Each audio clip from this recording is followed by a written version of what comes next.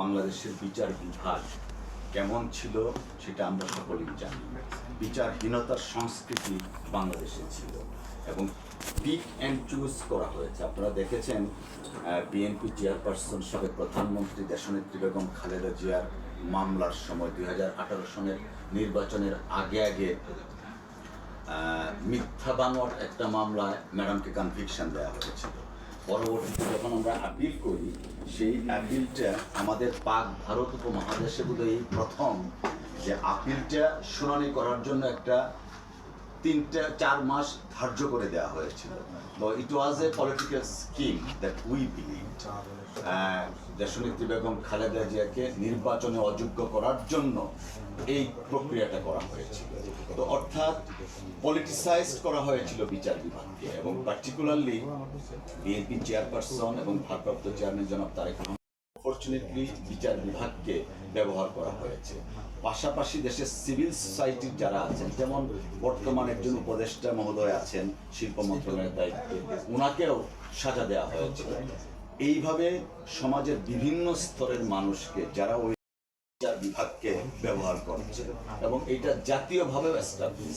এবং আপনারাও পত্রিকায় বিভিন্ন সময় রিপোর্ট করেছেন যে মাননীয় বিচারপতিদের যে কোড অফ কন্ডাক্ট আছে, সেই কোড অফ কন্ডাক্টের বাইরে গিয়ে ওনারা অনেক কাজ করেছেন যা কোড অফ কন্ডাক্টের মধ্যে পড়ে না।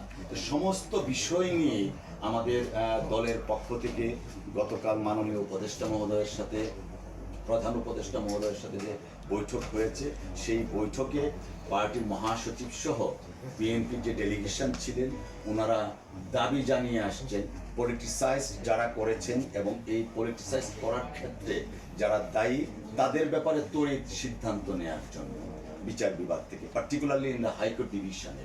আমরা দৃঢ়ভাবে বিশ্বাস করি বিচারকরা কোনো দলের হতে পারে না, তারা বিচারের মানদণ্ড সবার আগে। No one is above the law, even a জাজ is not above the law. But unfortunately আমরা দেখেছি গত 15 বছর স্টার্ট ফ্রম এবিএম খায়রুল হক বিচারপতি তাদের কোড অফ কন্ডাক্টের বাইরে গিয়ে এমন অনেক কিছু করেছেন যা দেশের মানুষ স্বাভাবিকভাবে নেয়নি।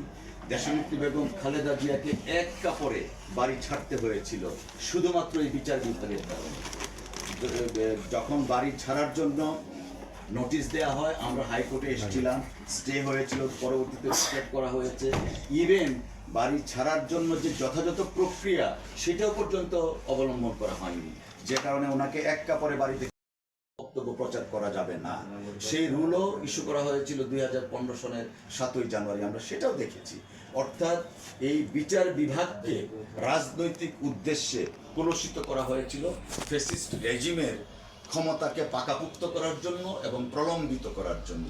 দ্বিতীয় স্বাধীনতার পরে দেশের মানুষের প্রত্যাশা, 18 কোটি মানুষের প্রত্যাশা এই বিচার বিভাগকে গোলসমুক্ত করার জন্য, যেন সত্যিকার অর্থে একটা বিচার বিভাগ মানুষ পায়, যে বিচার বিভাগের জন্য আমাদের আবু সাইদ মুগ্ধরা প্রাণ দিয়েছে।